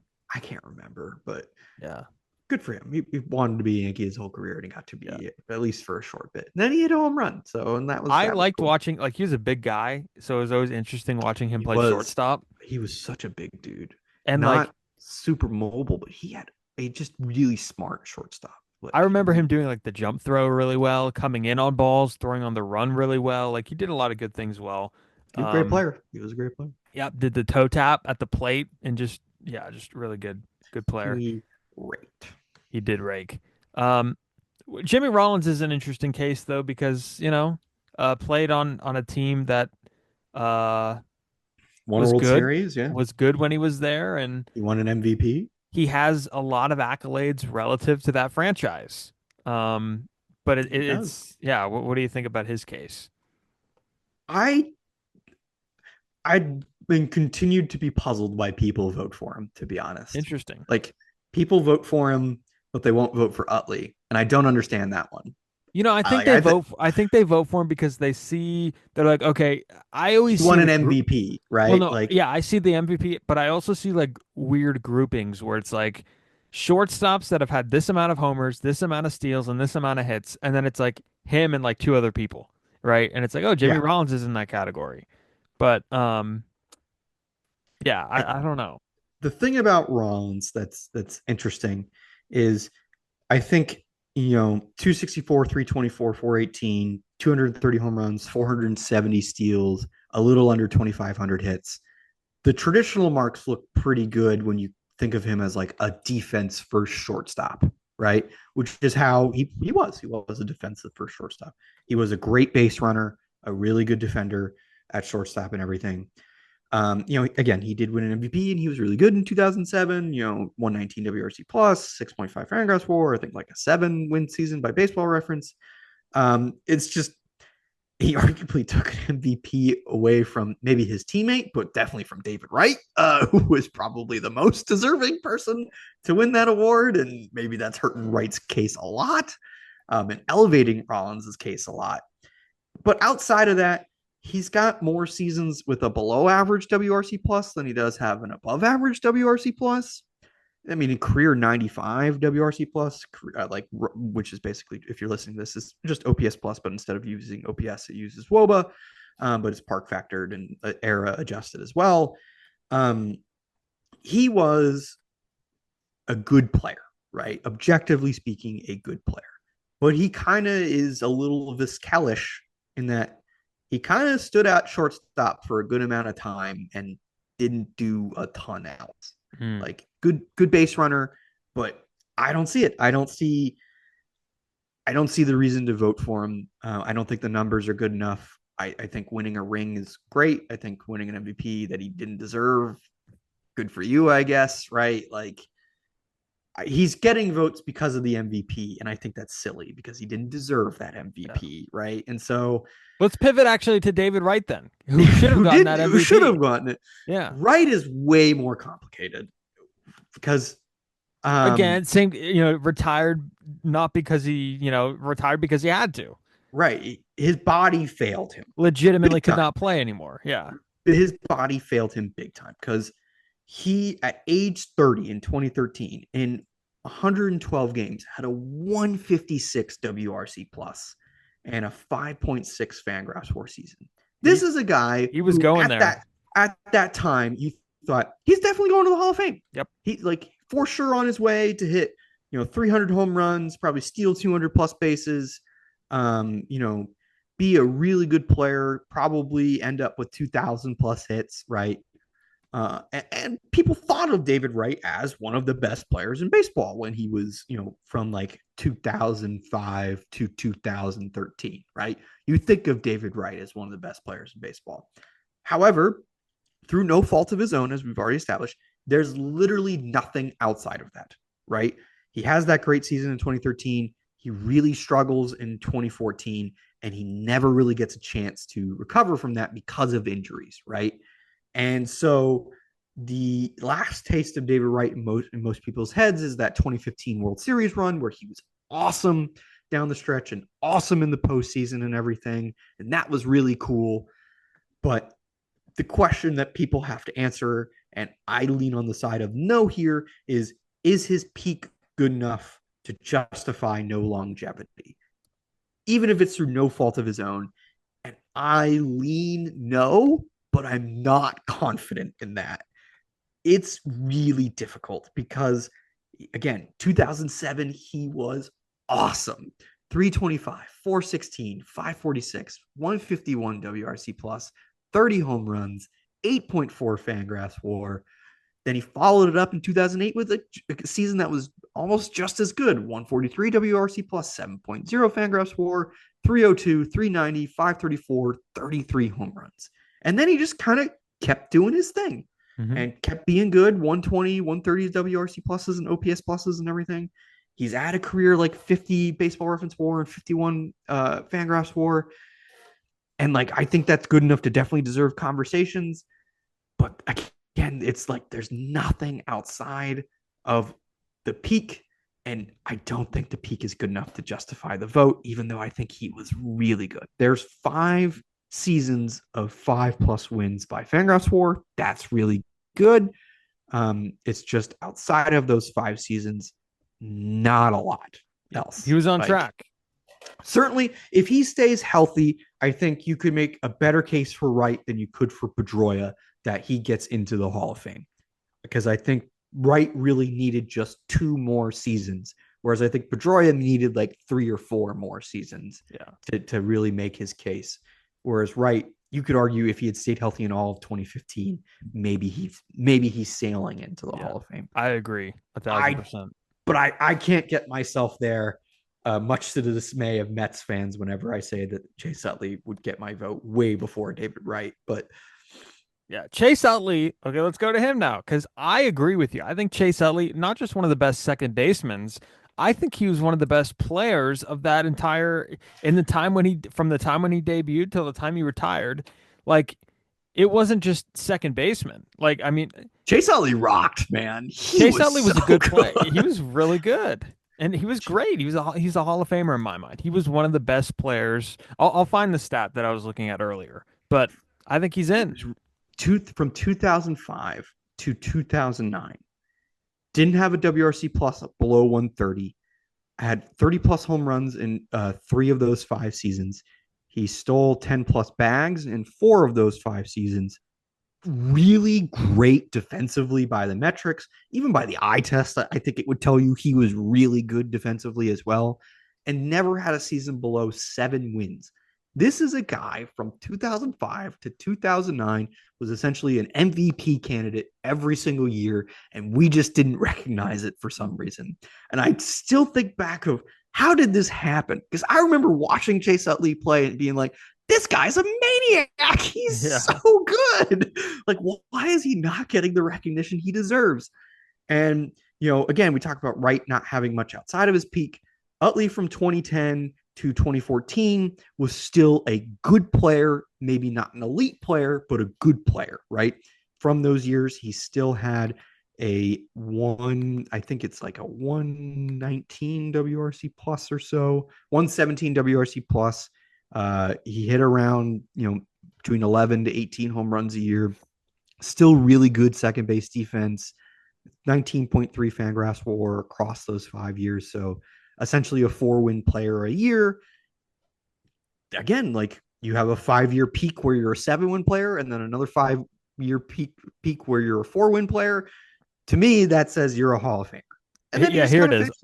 This is the stat that I was looking for. There's a 13-year peak or 13-year stretch from 2004 to 2017. These were your Major League Baseball Fangraphs WAR leaders. So just in that time, from 2004 to 2017, Miguel Cabrera, Adrian Beltre, Albert Pujols, number 4, Chase Utley. Yeah, exactly. For essentially like 15 years, he was one of the 5 best players in baseball by Fangraphs WAR. Those other 3 guys are slam dunk easy Hall of Famers. Why is Chase Utley not? Utley is one of the players where I start to like really not understand the argument against him.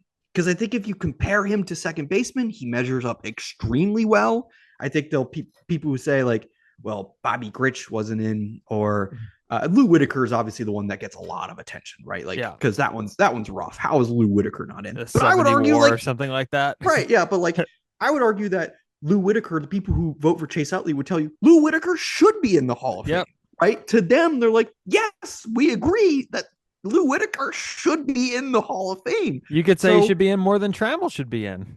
Also, I think when people say, well, this person's not in, so this person shouldn't be in, I think that's a bad argument, right? Because I agree. We couldn't do anything about putting those guys into the Hall of Fame, but we can do something about it now, right? Like if you think Lou Whitaker should have been a Hall of Famer, then getting to Chase Utley to be in the Hall of Fame, you should be like, yeah, we should put Chase Utley in because we have a chance to put basically the modern day Lou Whitaker in. And your argument is, well, Lou's not in, so we shouldn't put him in. No, put him in. Like, you should do it, like, because you have this opportunity to do it. Again, Utley, in my opinion, has one of the strongest cases on the ballot. I understand that Mets fans don't want to vote for him because he absolutely terrorized them for years, for one. And two, the Ruben Tejada thing is like, I mean, he was a son of a bitch. That's the way he played hard, right? Yeah. Like, that would be the argument, right? Is he played hard, perhaps maybe a little dirty at times. And I like your thing about like the, why okay, in any other conversation, like not even related to sports, the conversation about, well, if this happened, then we should make sure that this happens. Right. Like, if this happened, then we should make sure it doesn't happen again. It doesn't happen again. Yeah. So it's like, why are we trying to say, okay, we made a mistake why are we doing here, that to Chase but Utley? let's make the same mistake just because we made a mistake already. Right. Like why keep making the mistake? Max, I don't know like what you were raised upon with, your family and everything, but the term that I heard a lot growing up was 2 wrongs don't make a right. Exactly. Like, Whitaker should be in. And I think there's a good chance that the Veterans Committee, he's up for the Veterans Committee this year, I think. And good chance he gets in my opinion. Yeah. Because again, he absolutely deserves it. He so deserves it. But yeah, like, voting against Chase Utley, people will say, well, he didn't have 2,000 hits. Okay. So he should have hit some more singles, I guess. Like, whatever. 260 home runs, 259, but 259 home runs, 150 stolen bases, a 118 WRC plus, one of the better defensive second basemen we've ever seen. I'm right there with you. Yeah, I don't get the arguments against him. Like, I remember there was an account that basically said, like, we're letting second base defense carry a guy to the Hall of Fame. And it's like, no, we're letting a guy who was one of the best players in baseball, who put up several like 130 plus WRC plus seasons from a defensive position, get into the Hall of Fame. What is he trending at right now? I'm curious. He's actually been on 10 additional ballots, but he's been dropped from 5. He's at 48.9% of the vote, which to me says that one day he will get it. So the ballot's getting thinner and he's getting dropped. Which is, I think this ballot is tough because, again, as we've kind of established, there's like 15 guys where it's like, it's close. Like, you could make the case, right? He got 28.8% of the vote last year. I think he'll be about 34% of the vote this year. So nothing crazy, but enough to where when we get to the future ballots where it looks kind of grim, he will make a big push in the next few years. But I think he should. I think he absolutely should. He's one of the best second basemen ever, in my opinion. Yeah. Let's touch on the obvious one. Let's do Ichiro real quick. Ichiro, like, slam dunk, Hall of Famer, culturally, team-wise with the Mariners.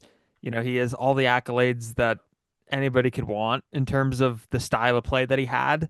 One of the best defensive outfielders ever. Yep. He is, the all-time hits king in terms of globally. And just from an icon perspective, like, I don't know, there's not much to say about his case. Yeah, I mean, this is one of the easiest Hall of Fame cases ever, in my opinion. Yeah. There's legitimately zero reason to vote against Ichiro Suzuki. And there's that conversation, Max. Well, Derek Jeter wasn't unanimous. Yeah, like, Ichiro luckily is still 92 for 92 so far. He's at 100% of the vote. I think most people agree that they'll vote for him, because find a person outside of who we were talking about earlier who had a bad thing to say about Ichiro Suzuki. It's borderline impossible, right? Like, really well liked, an icon, and in my opinion, one of the most important players in our history, given how he was able to come over from Japan and immediately dominate in everything. And I think that gave credence to the idea that players from Japan can be good enough to dominate in this league. And I think if Ichiro spends his entire career in Major League Baseball, so like he comes over at 20 or 21 or something like that, we probably talk about Ichiro Suzuki as more like an inner circle Hall of Famer than anything else.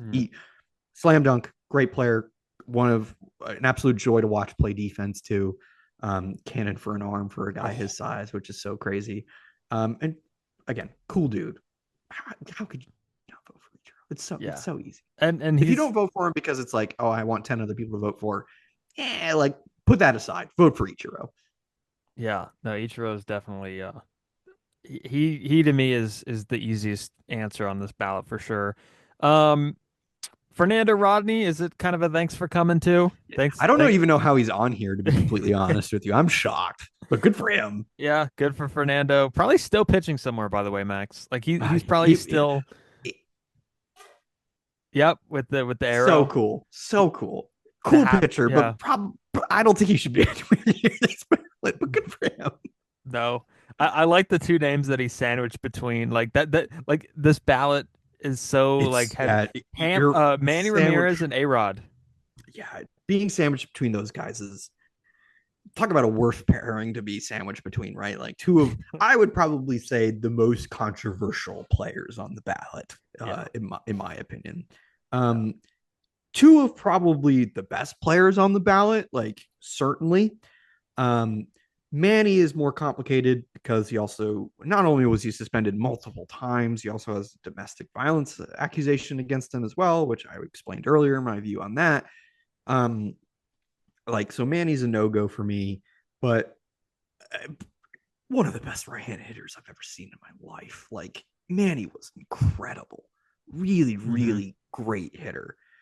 A-Rod, on the other hand, is legitimately one of maybe the 10 best players ever. Like, he is fascinating to me. So Manny has lost a vote. A-Rod hasn't gained any. They're never getting in, right? If Bonds and Clemens didn't get in, then guys who were actually suspended for it, no chance, right? Absolutely no chance. A-Rod has appeared on my ballots in the past. He's kind of like, for me, like if I had a vote, like if I could get him on there, I will, like if I have a spot for him. But because he was suspended and everything, I will try to vote for people above him, essentially, right? Like I'll put McCann and Martin, even though I know that they're not nearly as deserving as A-Rod is as a player, because A-Rod's going nowhere. Might as well, like the suspension, he got suspended and everything. But these are two great hitters. They're going nowhere, though. Like, Manny's off the ballot next year. He'll probably see a small increase.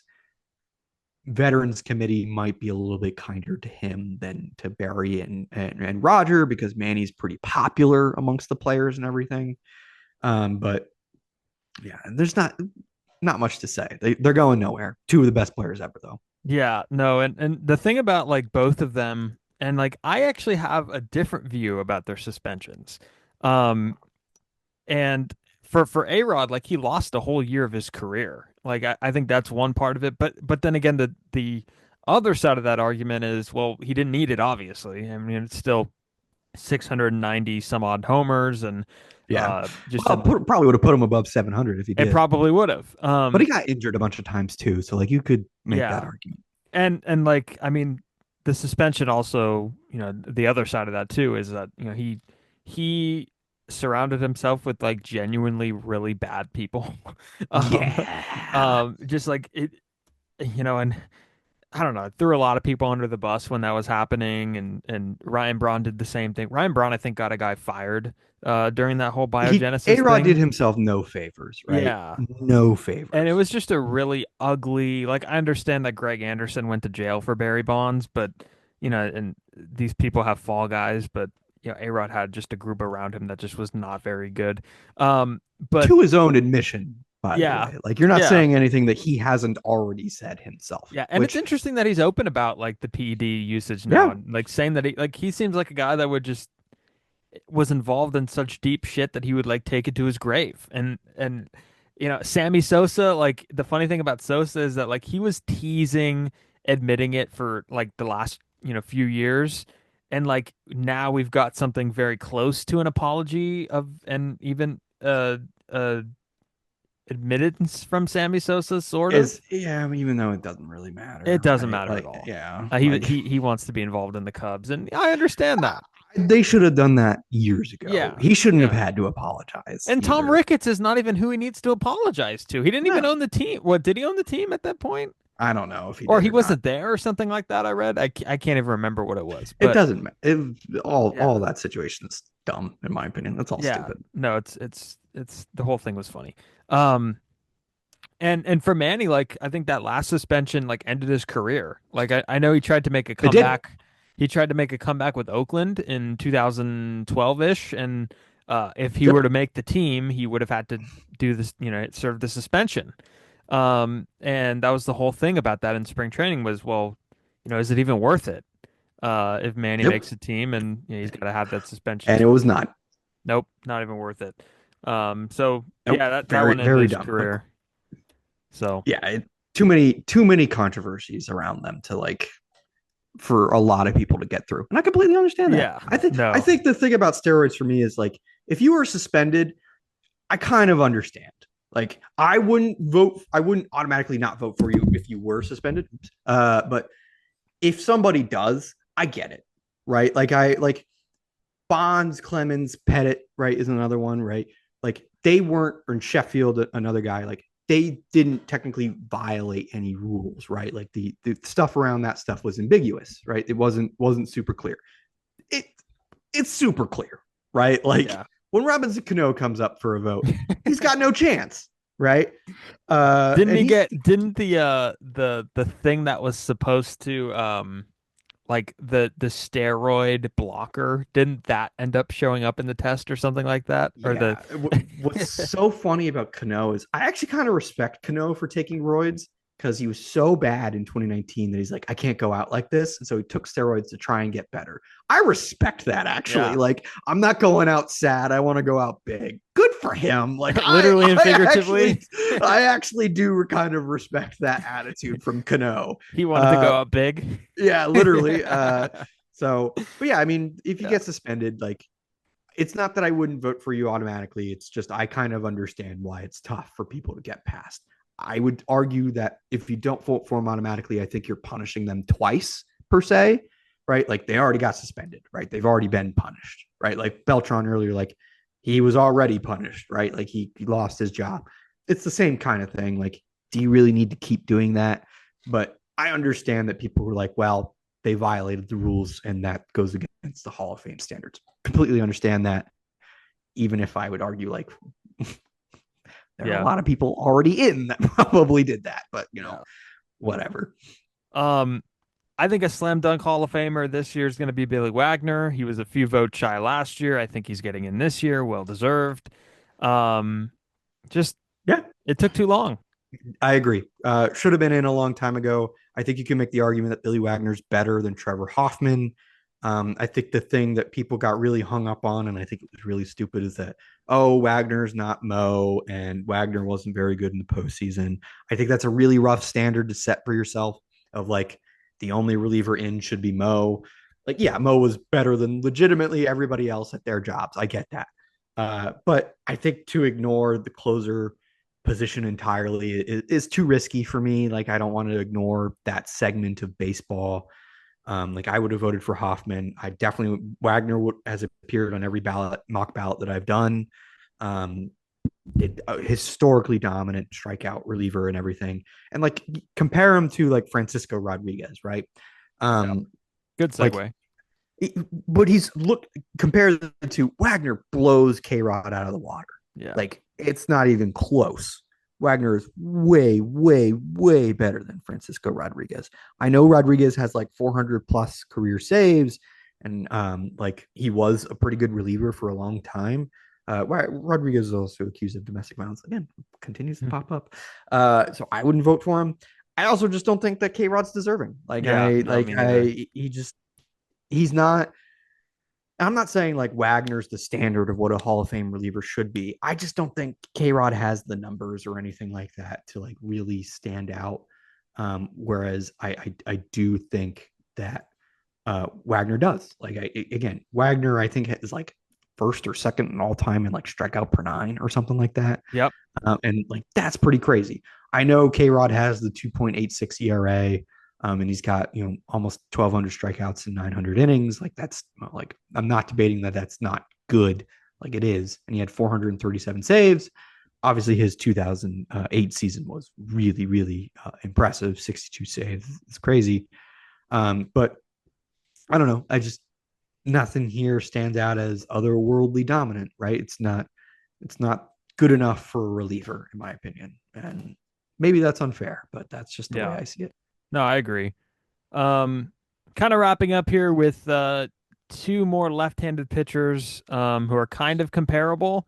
They are very comparable, actually. And I think that's benefiting one of them a good deal right now. Actually. Yeah, Andy Pettitte and CC Sabathia. I mean, Sabathia is going to get in. I don't think there's which is surprising in my opinion. I thought Sabathia had an uphill battle because it's been pretty tough for starting pitchers. I mean, it took Mike Mussina, like in my opinion, a much better pitcher, like 6 or 7 years to get in.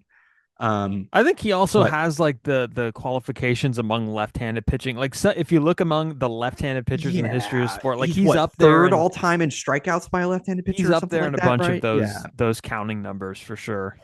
CC's case, I think you can look at it from any lens and you start to realize, like, man, he really was that good. Like, obviously the Cy Young season in 2007. 60 plus career Baseball Reference WAR and Fangraphs WAR, one of 3,000 plus strikeouts, the third lefty to ever do that. The 250 wins, I believe he has that as well. He hits all the traditional marks, and then you start to understand, like, CC as a person is a guy you could root for, a guy who openly admitted his struggles with alcoholism, and in the middle of a playoff push where he was a really large part of why they were in that playoff push in the first place, he said, I have to do what's right for me and my family, and I need to go to rehab, and took the opportunity to make himself better. Utmost respect from me in that, in being able to do that. That was very, very impressive. And listen, won a ring in 2009. The 2008 run with the Milwaukee Brewers, I think you could talk to pretty much anybody and they will tell you it was maybe the most dominant stretch they've ever seen from a left-handed pitcher. Like, one of the best trade deadline deals ever, man. Like that, what he was doing. And it's not because he was doing it on 5 days rest. In the middle of the season, he started going on 3 days rest and just pitching and pitching and pitching, and he threw 253 innings that year, man. Yeah. Like, he is the last true great workhorse, right? Like, he was throwing 230 plus innings a year, and being really good. The way he reinvented himself from being a dominant fastball to, I throw a bunch of backdoor sliders, cutters, and changeups now. Like, it's just so many reasons to vote for the guy, and it's a great story. But I was very hesitant given how starting pitchers are viewed. But because of his success, I think people have realized, like, Andy Pettitte was actually pretty good. Because we go to a WAR leaderboard, they're pretty much right next to each other on both Baseball Reference and Fangraphs. Pettitte has actually gained 10 votes this year, or a net 10 votes, is at 31%. Pettitte has the steroid ties, right? And so I think that bothers a lot of people. And I completely understand that. Like, I'm not trying to do the steroid debate. A lot of people do, but Pettitte, I think you'll agree with me, like, often thought of as one of the best postseason pitchers ever. Pitched a ton in the postseason as well. It's what helps when you're on really good teams. But Pettitte had some really good years, man. Like, he 1997, 2.88 ERA and 2.96 FIP in 240 innings. And then put together, again, a lot of more really good years. The ERA is not like super pretty, 3.85 in his career. I think that's where he's lost me. But it was a big hitting environment too, and a big hitting right. And in the AL East, which was the toughest division for pitchers during that time period, right? Yeah. And so, like, how I know he was good is he goes to Houston for 3 years, and, like, absolutely, he was really, really good his first 2 years in Houston. Just his first year, he actually didn't pitch a ton, but, like, his next 2 years, he was good. Came back, retired actually, and then came back and was just as good. I mean, at 41 years old, 185 innings, 3.74 ERA, 3.7 FIP. It's pretty dang good. Like, almost 2,500 strikeouts. Again, for a left-handed arm, that's pretty high up there and everything like that. I think the reason, like, Pettitte appears on my ballot. The reasons to vote for Pettitte are, for a left-handed pitcher, his numbers are very, very comparable to a lot of, like, you put him up against Tom Glavine and like give Andy Pettitte maybe a shortstop who could actually go to his right or left. And maybe Pettitte's ERA is a couple of ticks lower. I think, is Derek Jeter's defense keeping Andy Pettitte out of the Hall of Fame is a question that I actually ask myself a decent amount of the time. But I think what if A-Rod compare his numbers short? to right, like compare his numbers to other lefties. They're pretty comparable and everything. Look at the time period he pitched in. It was not pitcher friendly at all. And he was historically great in the postseason. I think postseason stats are one of those things where they can only help you. They can't hurt you. Yeah, right. I agree. If you're a good enough player, I'm not going to be like with Billy Wagner, great reliever. I'm not going to not vote for him because he had a couple of rough outings in the postseason. Right. But with Pettitte, I think it really helps his case because he really was dominant in the postseason. He's like third all time in wins in the postseason, has like the fourth most postseason innings and everything, and good numbers in the postseason. I think if you want to say, hey, I just don't think, like the peak's not there, completely understand that. I don't think the peak is there for a Hall of Fame pitcher either. But I think the longevity is there. And I think that's what gets me to vote for him.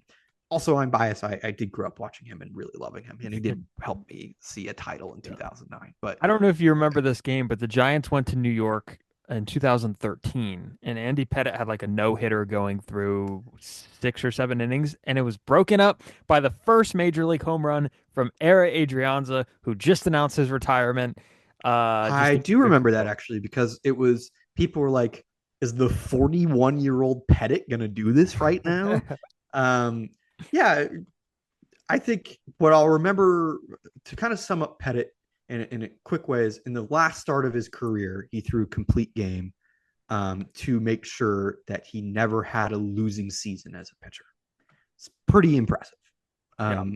Wins don't matter much to me, but like not having a losing season in a 20-year career is pretty darn cool. Yeah. Like, and I think it's a testament to that front office. It's like, we want to bring this guy back because he's going to contribute to, we're a winning team and he's going to contribute to that.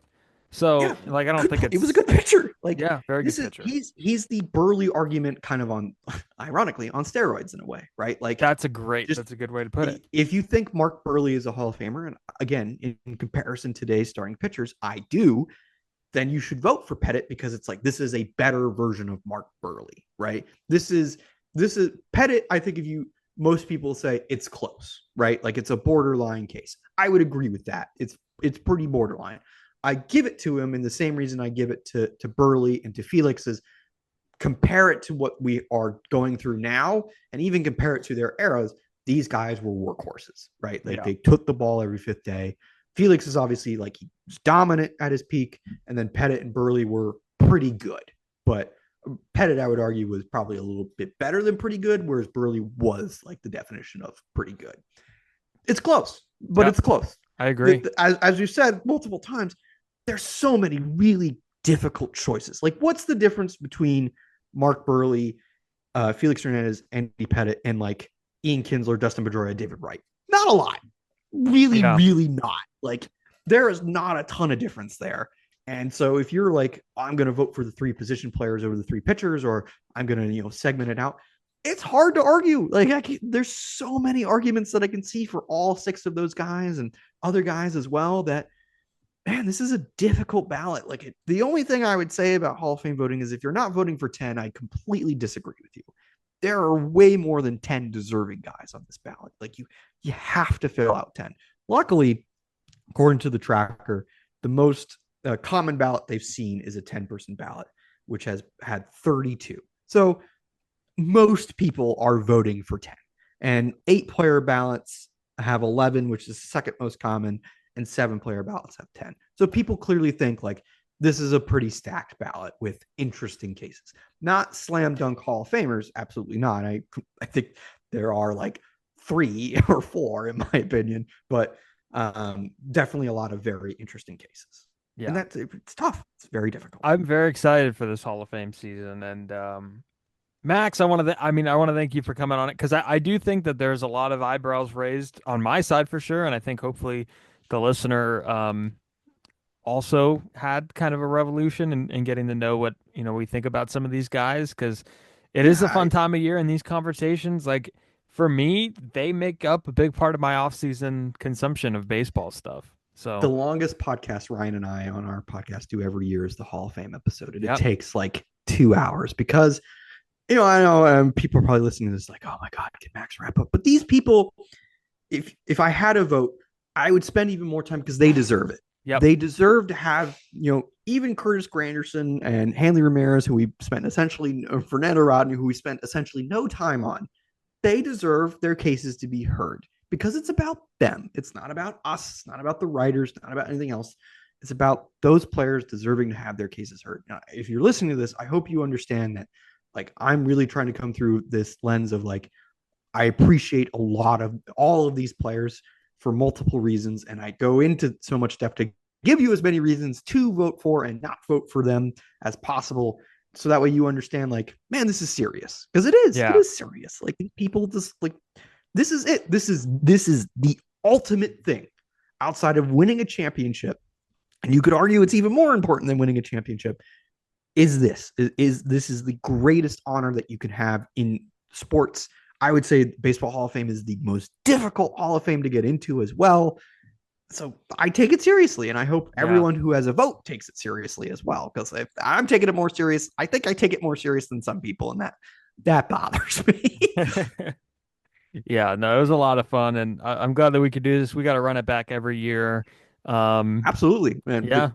The ballot will I keep ragging on next year's ballot, but it's literally like, I don't know if you looked at it, but it's literally like just Cole Hamels is like the only guy who has anything interesting to say, which is, again, good, because if these guys stay on, it gives more conversation. Exactly. Right. Like if Russell Martin, Brian McCann, Ian Kinsler, Dustin Pedroia, David Wright, like if they can find a way to hang on, it looks a lot better for them. It does. No doubt about it. But yeah, no, this is a lot of fun. And Max, I really appreciate you coming on and discussing the Hall of Fame. Appreciate you having me. You've done a great job, not only on this podcast, but for yourself, Steven. I remember when I came on this podcast 4 years ago, I think you were beginning college, right? And now you've graduated, you're a producer, and it's been crazy to see your journey and everything, man. You've won some awards and everything as well. You deserve it. You're a great writer. Got a bright future in the industry, and I'm looking forward to seeing it happen. Well, thank you very much, Max. I appreciate it. And again, Max is the host of the fabulous Caught Looking, one of the co-hosts, I should say, of the fabulous Caught Looking pod, alongside Ryan Garcia. They do a good job. There's a recent episode about the Corbin Burns signing of Corbin Burns. He goes to Arizona. They talked about some of their favorite moments of the year. Did that bum you out a little bit, by the way? Did that bum you out? I just think there's a lot of fans that are bummed. I think Logan Webb and Corbin Burns would have been a good 1-2 punch, and I'll keep it at that, Max. But go check out their podcast, Caught Looking Pod. It's really good. And then you could follow Max on X at Greenfield Max 18. I want to say Twitter so bad, and I do too. I don't call it X outside of this. And are you on Blue Sky too? Because I have to get more on there. I'm not on Blue Sky. My dad keeps trying to talk me into it. I think for Thibodeau, which again, we've shouted out Thibodeau, but really, like, his work makes this all possible. Yes. Like I want to end on saying Ryan Thibodeau is the man. Absolutely a guy like worth tracking and everything like that. Him and his team do a really good job, and they make all of this Hall of Fame stuff possible. But I would probably get on there just to be able to see him post the ballots and everything like that. Yeah, that's why I have to get on there more, actually. But yeah, really good stuff from him and his team. And I'm trying to get him on, but he's not. He actually redirected me to someone else from his team because he's not a big public speaker, and he kind of wants to be the hidden behind. Which I've only ever seen him go on like the Fangraphs podcast, Effectively Wild, and that's it. I think that's Yeah. the only thing I've ever seen him on. Yeah. He Good also for does him. not get he doesn't give his opinions and stuff like that. He tries to make sure that it's very much just like, this is what the data is, this is what the players are, which good for him. He does a remarkable job.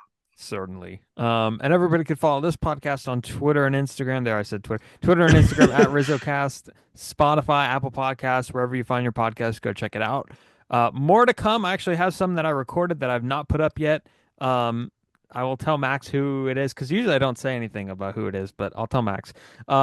Thank you for listening, and we'll see you next time.